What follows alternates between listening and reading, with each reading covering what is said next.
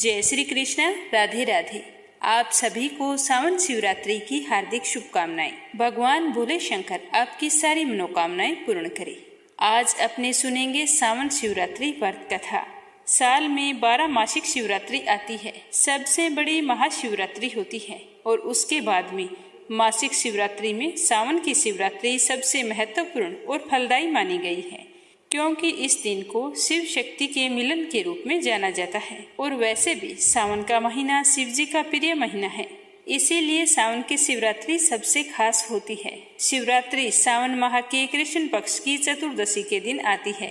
इस साल 2024 में सावन शिवरात्रि का व्रत 2 अगस्त शुक्रवार को रखा जाएगा।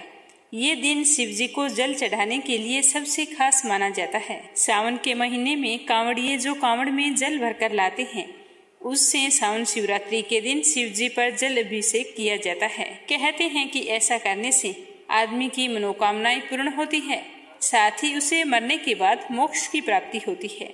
शिवरात्रि पर 4 पहर की पूजा की जाती है।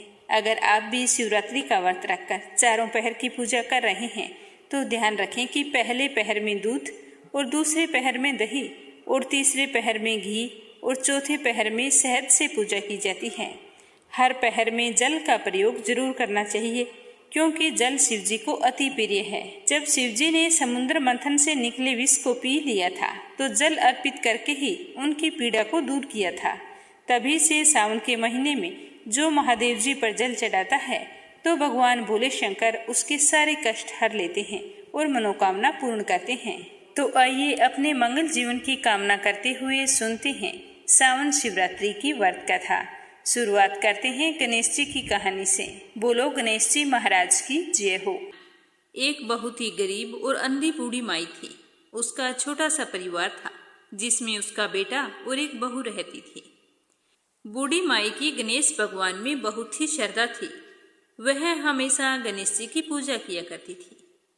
तो एक रोज गणेश जी ने कहा कि बूढ़ी माई कुछ तो मांग, मैं तेरी पूजा से बहुत ही प्रसन्न हूँ। तो बूढ़ी माई गणेश जी की बात सुनकर कहने लगी कि भगवान, मुझे तो मांगना नहीं आता है, मैं तुमसे क्या मांगू। तो गणेश जी कहने लगे कि कोई बात नहीं, आज तुम घर पर अपने बेटे बहू से पूछ कर आ जाना, कल मैं फिर आऊँगा, तब मुझे बता देना कि तुम्हें क्या चाहिए। तो बुढ़िया ने कहा ठीक है, और वो बड़ी ही खुशी खुशी अपने घर आई। घर आकर अपने बेटे से बोली कि बेटा, आज मुझे प्रभु विनायक बाबा ने स्वयं दर्शन दिए हैं और मुझे वरदान मांगने के लिए कहा है, लेकिन मुझे तो पता ही नहीं कि मैं क्या मांगूं। इसीलिए आज तुम ही मुझे बताओ कि मुझे क्या करना चाहिए। गणेश जी भगवान तो कल फिर आएंगे। तो उसके बेटे ने कुछ देर सोचने विचारने के बाद में कहा कि माँ, धन दौलत मांग लो। तो बेटे की बात सुनने के बाद बुढ़िया अपनी बहू के पास गई और जाकर पूछा कि बहू, अब तुम बताओ। तो सास की बात सुनकर बहू बोली कि माँ जी, हमारी शादी को ना जाने कितना समय हो गया है, अभी तक संतान की प्राप्ति नहीं हुई है। आपको भी पोता चाहिए, तो क्यों ना आप पोता मांग लो। तो बेटे और बहू की बात सुनकर बुढ़िया सोचने लगे कि ये दोनों तो अपने मतलब की चीज मांग रहे हैं। मैं अपनी प्रिय पड़ोसन से पूछ कर आती हूँ, वो मुझे सही राय देगी कि मुझे क्या मांगना है। तो यह सोचकर बूढ़ी माई पड़ोसन से जाकर बोली कि मुझे तो विनायक जी ने आज दर्शन दिए हैं और कहा है कि कोई वरदान मांग ली। तो मैंने तो अपने बेटे से पूछा तो कहता है कि धन मांग। बहू ने कहा कि पोता मांग ले। अब तुम मुझे बताओ कि मैं क्या करूं। बेटा बहू तो अपने मतलब की बात कर रहे हैं। तो बुढ़िया की बात सुनकर उसकी पड़ोसन बोली कि बुढ़िया, ना तो तू धन मांग, ना तू पोता मांग, तू तो थोड़े ही दिन जिएगी। तू तेरी आंखें मांग ले, जिससे तुम संसार को देखेगी। तो पड़ोसन की बात सुनकर बुढ़िया सोचने लगी कि अगर मैं आंखें मांग लूंगी तो संसार का क्या देखूंगी, जब मेरे बेटे बहू के अलावा कुछ भी नहीं है। अगर पोते पोतियां होते तो मैं उन्हें अपनी आंखों से देखती। आंखों से देखने लायक मेरे लिए तो कुछ भी नहीं है। यह सोचती सोचती बुढ़िया घर आ गई। सारी रात सोचने में ही विचार दी। सुबह जल्दी उठी, नहा धोकर फिर वो गणेश जी के मंदिर चली गई और वहां बैठी मन में सोच रही थी कि ऐसा क्या वरदान मांगूं कि जिससे बेटा बहू भी खुश हो जाए और मेरा मतलब भी सिद्ध हो जाए। इतनी ही देर में वहां पर गणेश जी आ गए और बोले कि बूढ़ी माई, आज कुछ मांग ले, आज मैं फिर आया हूँ। तो वह बोली कि हे गणेश जी भगवान, मैं आपको प्रणाम करती हूँ। मुझे तो और कुछ नहीं चाहिए। मुझे आंख दे जिसे सोने के कटोरे में पोते को दूध पीता हुआ देख सकूं और अंत काल में मोक्ष दे। तब गणेश जी बोले कि बूढ़ी माई, तूने तो मुझे ठग लिया। तुमने तो भोली बनकर सब कुछ मांग लिया। और मुस्कुराने लगे और कहा कि बूढ़ी माई, जैसा तुमने कहा है वैसा सब कुछ तुम्हें मिल जाएगा। यह कहकर गणेश जी वहां से अंतर्ध्यान हो गए और बूढ़ी माई को मांगे अनुसार सब कुछ मिल गया। हे गणेश जी भगवान, जैसा आपने बूढ़ी माई को दिया वैसा सबको देना और अपनी कृपा दृष्टि हम सब पर बनाए रखना। धार्मिक पौराणिक कथा के अनुसार चित्रभानु नामक एक शिकारी था। वह जानवरों की हत्या करके अपने परिवार का पेट पालता था। शिकार करने के अलावा वह और कोई काम नहीं करता था। इसी कारण वह एक साहूकार का कर्ज था। धीरे धीरे कर्ज बढ़ता गया, लेकिन वह शिकारी कर्ज को नहीं चुका पा रहा था। समय पर कर्जा ना चुकाने के कारण साहूकार को गुस्सा आ गया।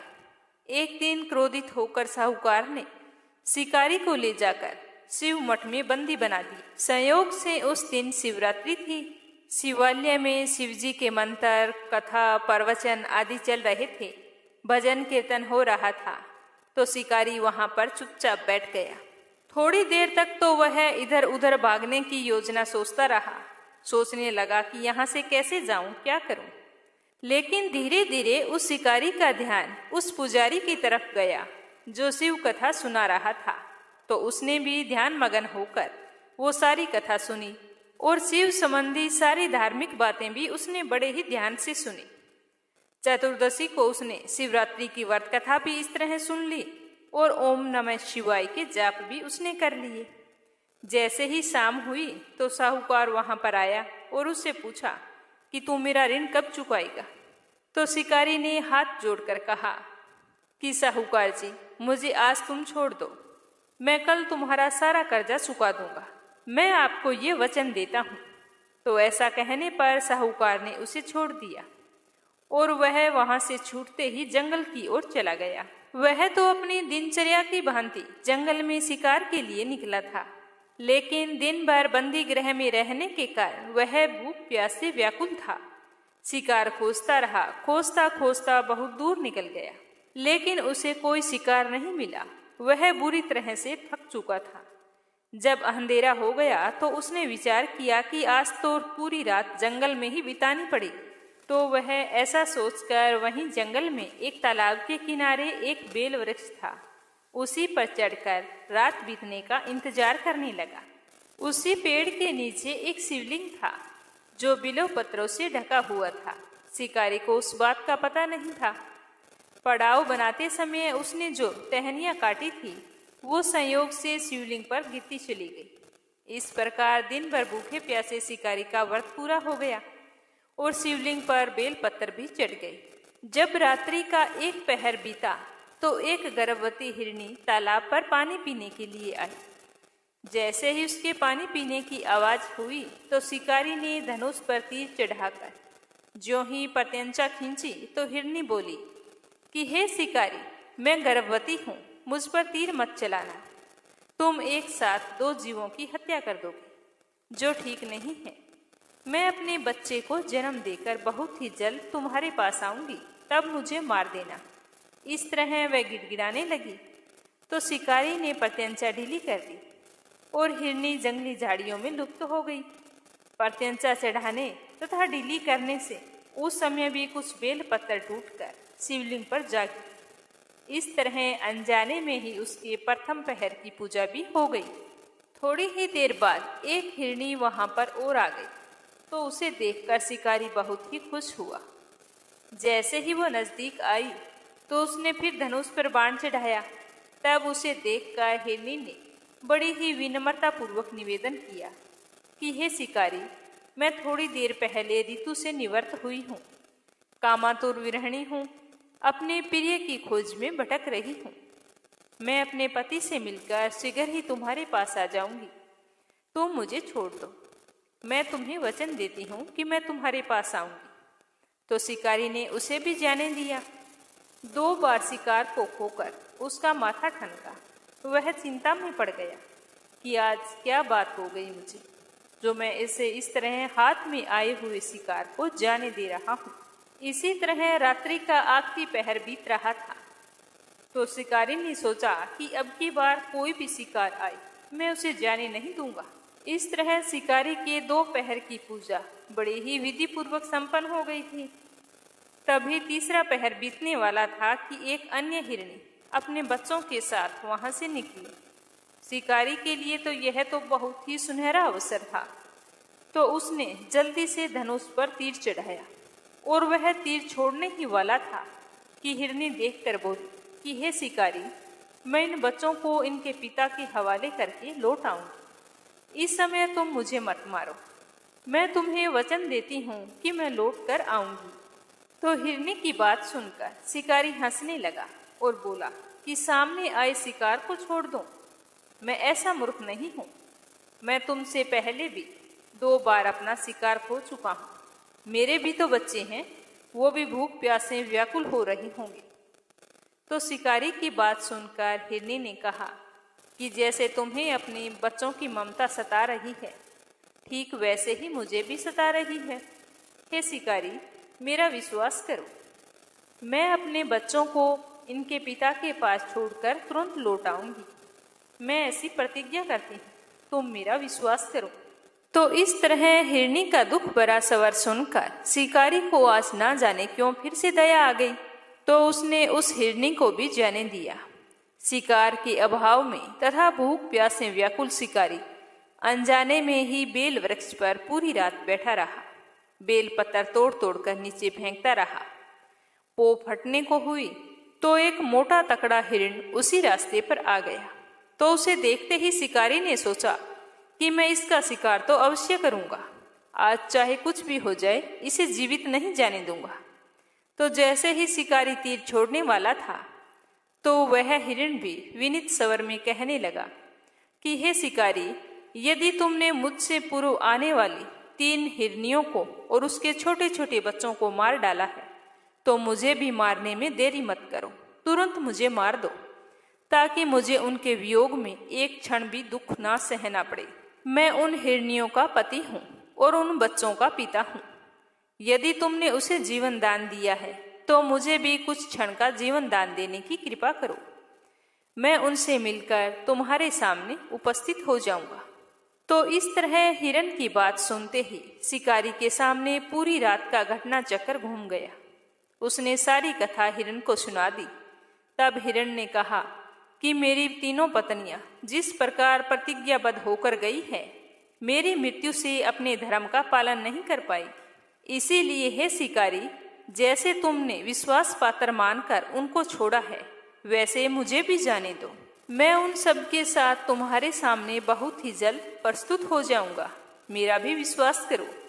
तो शिकारी को ना चाहते हुए फिर से दया आ गई। शिकारी ने उसे भी जाने दिया। इस प्रकार सुबह हो गई। उपवास, रात्रि का जागरण तथा शिवलिंग पर बेलपत्र चढ़ने से अनजाने में ही शिवरात्रि की सारी पूजा संपन्न हो गई। इस तरह शिकारी के शिवरात्रि का व्रत और पूजन भली भांति पूर्ण हुआ। अनजाने में हुई पूजा का फल शिकारी को तत्काल मिल गया। शिकारी का हिंसक हृदय भगवान भोलेनाथ की कृपा से निर्मल हो गया। उसमें भगवत शक्ति का वास हो गया।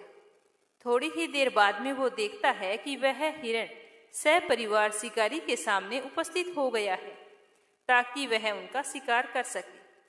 परंतु जंगली पशुओं की ऐसी सत्यता को देखकर शिकारी का हृदय पिघल आया। उसे बड़ी ही शर्मिंदगी महसूस हुई कि जंगली जानवर होकर भी अपने वचन के कितने सत्य हैं और कितनी प्रेम भावना है इनमें। तो उसने पूरे हिरण परिवार को जीवन दान दे दिया। तो वह हिरण का परिवार बहुत ही खुश हुआ और खुशी खुशी कुलांचे मारता हुआ वहां से चला गया। तो इस तरह अनजाने में हुए शिवरात्रि के व्रत का फल शिकारी को मिला, जिसके चलते वह एक अच्छा आदमी बन गया। फिर वह अपने जीवन के समस्त सुखों को भोगता हुआ अंत में शिवलोक को गया। बोलो भोले शंकर की जय हो, बोलो माता पार्वती जी की जय हो। अगली कथा शिव और सती की। राजा दक्ष प्रजापति की सभी पुत्रियां गुणवती थी, फिर भी दक्ष के मन में संतोष नहीं था। वे चाहते थे कि उनके घर में एक ऐसी पुत्री का जन्म हो जो सर्वशक्ति संपन्न हो एवं सर्वविजयिनी हो। तो राजा दक्ष एक ऐसी ही पुत्री की कामना लेकर तप करने लगे। तप करते करते बहुत अधिक दिन बीत गए। तो भगवती देवी ने प्रकट होकर कहा कि मैं तुम्हारे तप से बहुत ही प्रसन्न हूँ। तुम किस कारण से तप कर रहे हो? तो दक्ष ने तप करने का कारण बताया। तो माँ बोली कि मैं स्वयं तुम्हारे यहाँ पुत्री के रूप में जन्म लूंगी। मेरा नाम सती होगा। मैं सती के रूप में जन्म लेकर अपनी लीलाओं का विस्तार करूंगी, लेकिन तुम्हारी वजह से अगर मुझे जरा सा भी दुख हुआ तो मैं अपनी जान दे दूंगी। तो इस तरह का वरदान पाकर राजा दक्ष बहुत ही खुश हुए। भगवती देवी ने राजा दक्ष के यहाँ सती के रूप में जन्म लिया। सती राजा दक्ष की सभी पुत्रियों में से सबसे अलौकिक थी। सती ने बाल्यावस्था में ही कई ऐसे अलौकिक आश्चर्यचकित करने वाले कार्य कर दिखाए थे जिन्हें देखकर स्वयं दक्ष भी आश्चर्यचकित हो जाते थे। ऐसा करते करते समय के साथ सती बड़ी होती गई। जब सती विवाह योग्य हो गई तो राजा दक्ष को उसके लिए वर की चिंता होने लगी। तो उन्होंने एक दिन ब्रह्मा जी से इस विषय में विचार विमर्श किया। तो ब्रह्मा जी ने कहा कि सती भगवती का अवतार है। भगवती आदि शक्ति और शिव आदि पुरुष हैं। अतः सती के विवाह के लिए शिव ही योग्य है और उचित वर है। तो दक्ष ने ब्रह्मा जी की बात मानकर सती का विवाह भगवान शिव के साथ कर दिया। सती कैलाश में जाकर भगवान शिव के साथ रहने लगी। भगवान शिव दक्ष के दामाद थे, किंतु किसी वजह से दक्ष के हृदय में भगवान शिव के प्रति वैर और विरोध भाव पैदा हो गया। एक बार देवलोक में ब्रह्मा जी ने धर्म के निरूपण के लिए एक बड़ी सभा का आयोजन किया था। सभी बड़े बड़े देवता इस सभा में एकत्रित हुए थे। भगवान शिव भी इसी सभा में बैठे थे। सभा मंडल में राजा दक्ष का जैसे ही आगमन हुआ तो दक्ष के आने पर सारे देवतागण वहां से उठ खड़े हुए और भगवान को प्रणाम किया। पर भगवान शिव खड़े नहीं हुए और ना ही उन्होंने दक्ष को प्रणाम किया। और यही वजह थी कि दक्ष ने अपना अपमान महसूस किया था। केवल यही नहीं, उनके हृदय में भगवान शिव के प्रति ईर्ष्या की आग जल उठी। वे उनसे बदला लेने के लिए समय और अवसर की प्रतीक्षा करने लगे। और वह अवसर भी दक्ष को मिल गया था, क्योंकि राजा ने एक बहुत ही बड़े यज्ञ का आयोजन किया था। उसमें भगवान शिव और सती को नहीं बुलाया। एक बार सती और शिव कैलाश पर्वत पर बैठे हुए परस्पर वार्तालाप कर रहे थे। उसी समय आकाश मार्ग से कई विमान कनखल की ओर जाते हुए दिखाई पड़े। सती ने उन विमानों को देखकर भगवान शिव से पूछा कि प्रभु, ये सभी विमान किसके हैं और कहाँ जा रहे हैं? भगवान शंकर ने उत्तर दिया कि आपके पिता ने बड़े यज्ञ का आयोजन किया है। समस्त देवता और देवांगनाएं इन्हीं विमानों में बैठकर उसी यज्ञ में सम्मिलित होने के लिए जा रही है। तो यह सुनते ही सती ने कहा कि क्या मेरे पिताजी ने आपको यज्ञ में सम्मिलित होने के लिए नहीं बुलाया? तो भगवान शंकर ने कहा कि आपके पिताजी मुझसे बैर भाव रखते हैं, तो वो मुझे यज्ञ में क्यों बुलाएंगे? तो भगवान भोलेनाथ की बात सुनकर सती मन ही मन कुछ देर तक विचार करती रही और फिर बोली कि यज्ञ के इस अवसर पर मेरी सभी बहनें आएंगी और मुझे उनसे मिले हुए बहुत दिन हो गए हैं। अगर आप मुझे जाने की अनुमति दें तो मैं अपने पिता के घर जाना चाहती हूँ। यज्ञ में भी सम्मिलित हो लूंगी और इसी बहाने अपनी बहनों से मिलने का भी सुअवसर मुझे मिल जाएगा। तो भगवान शिव कहने लगे कि इस समय तुम्हारा वहां जाना उचित नहीं होगा। आपके पिताजी मुझसे बैर भाव रखते हैं, हो सकता है वे आपका अपमान भी करें। बिना बुलाए किसी के घर जाना उचित नहीं होता। तो सती ने यह सुनकर कहा कि आप ऐसा क्यों कह रहे हैं? वो मेरे पिता का घर है। तो भगवान शिव ने उत्तर दिया कि विवाहिता लड़की को बिना बुलाए पिता के घर नहीं जाना चाहिए, क्योंकि विवाह हो जाने पर लड़की अपने पति की हो जाती है। पिता के घर से उसका संबंध टूट जाता है। लेकिन सती बार बार पीहर जाने के लिए हट करती रही और अपनी बात को बार बार दोहराती रही। तो उनकी इतनी इच्छा देखकर भगवान शिव ने उन्हें पीहर जाने की अनुमति दे दी और उनके साथ अपना एक गण भी भेज दिया। उस गण का नाम वीरभद्र था। सती वीरभद्र के साथ अपने पिता के घर गई। वहां जाकर सती ने देखा भी कोई भी घर का सदस्य उसे देखकर खुश नहीं हुआ। और घर में सती से किसी ने भी प्रेम पूर्वक वार्ता नहीं की। और जैसे ही दक्ष ने सती को देखा तो कहा कि क्या तुम यहाँ पर मेरा अपमान कराने आई हो? अपनी बहनों की ओर देखो, कितने सुंदर सुंदर वस्त्र पहन रखे हैं और आभूषण डाल रखे हैं। और एक तुम्हारे शरीर की ओर देखो, तुम्हारे शरीर पर मात्र बागंबर है। तुम्हारा पति शमशानवासी और भूतों का नायक है, वह तुम्हें बागंबर के अलावा पहना ही क्या सकता है? दक्ष के कथन से सती के हृदय में पश्चाताप का सागर उमड़ पड़ा और वे सोचने लगी कि उन्होंने यहाँ आकर अच्छा नहीं किया। भगवान शिव ठीक ही कह रहे थे कि बिना बुलाए पिता के घर नहीं जाना चाहिए, लेकिन अब तो आ गई हूँ, अब हो ही क्या सकता है। और उसके पिता इसी तरह कटु और अपमानजनक शब्द बोल रहे थे, जिसे सुनकर सती को बहुत दुख तो हो रहा था, लेकिन वो फिर भी मौन रही। उसके बाद में वो यज्ञ मंडप में गई, जहाँ सभी देवता और ऋषि मुनि बैठे हुए थे, तथा यज्ञ मंडप में धूं धूं करती जलती हुई अग्नियों में आहुतियां डाली जा रही थी। सती ने यज्ञ मंडप में सभी देवताओं के भाग देखे, किंतु भगवान शिव का भाग नहीं देखा। वे भगवान शिव का भाग ना देखकर अपने पिता से बोली कि हे पिता श्रेष्ठ, यज्ञ में तो सबके भाग दिखाई पड़ रहे हैं, किंतु कैलाशपति का भाग नहीं है। आपने उनका भाग क्यों नहीं रखा? तो दक्ष ने बड़े ही गर्व से उत्तर दिया कि मैं तुम्हारे पति शिव को देवता नहीं मानता हूँ। वह तो भूतों का स्वामी, नंगन रहने वाला और हड्डियों की माला धारण करने वाला है। वह देवताओं की पंक्ति में बैठने योग्य नहीं है, उसे भला भाग कौन देगा? तो यह सुनते ही सती के नेत्र लाल हो उठे। उनका मुखमंडल परले सूर्य की भांति तेजोदीप्त हो उठा। उन्होंने पीड़ा से तिलमिलाते हुए कहा कि ओह, मैं इन शब्दों को कैसे सुन रही? धिक्कार है मुझ पर, और देवताओं तुम पर भी धिक्कार है। तुम भी उन कैलाशपति के लिए इन शब्दों को कैसे सुन रहे हो, जो मंगल के प्रतीक है और जो क्षण मात्र में संपूर्ण सृष्टि को नष्ट करने की शक्ति रखते हैं। वे मेरे स्वामी हैं। नारी के लिए उसका पति ही स्वर्ग होता है। जो नारी अपने पति के लिए अपमानजनक शब्दों को सुनती है, उसे नरक में जाना पड़ता है। पृथ्वी सुनो, आकाश सुनो, देवताओं तुम भी सुनो। मेरे पिता ने मेरे स्वामी का अपमान किया है। मैं अब एक क्षण भी जीवित नहीं रहना चाहती। इस तरह कथन को समाप्त करती हुई सती यज्ञ की कुंड में कूद पड़ी। जलती हुई आहुतियों के साथ उनका शरीर भी जलने लगा। यह देखकर यज्ञ मंडप में खलबली पैदा हो गई।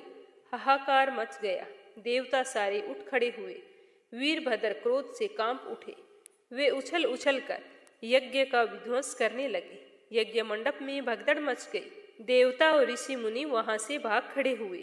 वीरभद्र ने देखते ही देखते दक्ष का मस्तक काटकर फेंक दिया। जब यह समाचार भगवान शिव के कानों में पड़ा तो वे प्रचंड आंधी की भांति कनखल जा पहुंचे।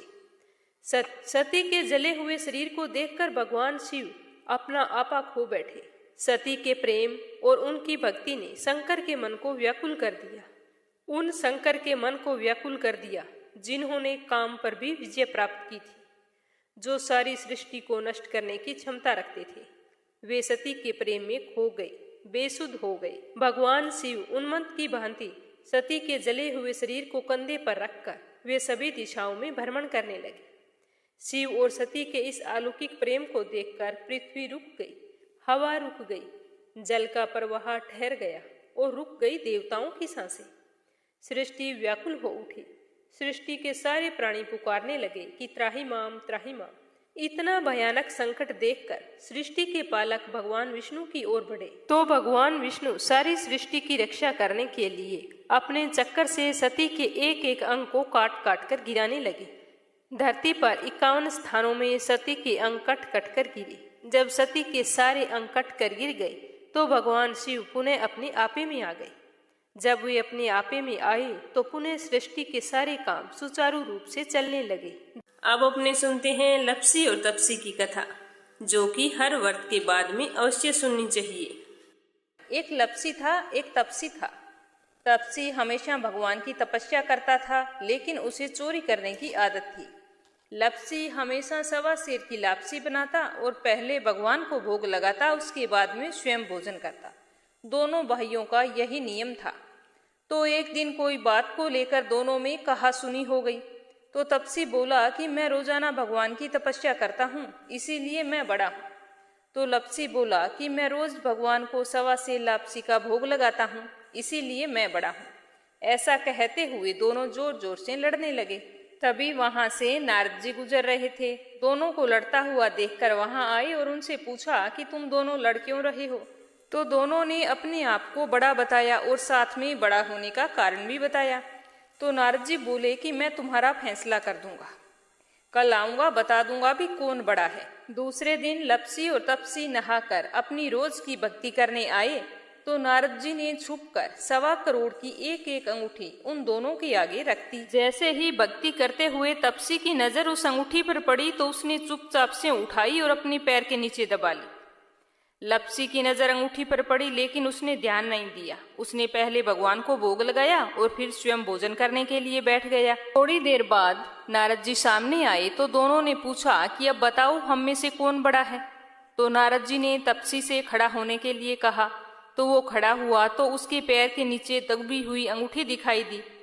तो नारद जी ने तपसी से कहा, तपस्या तो तुम करते हो, इतनी तपस्या करने के बाद भी तुम्हारी चोरी करने की आदत नहीं गई। ये अंगूठी मैंने ही तुम दोनों के आगे रखी थी।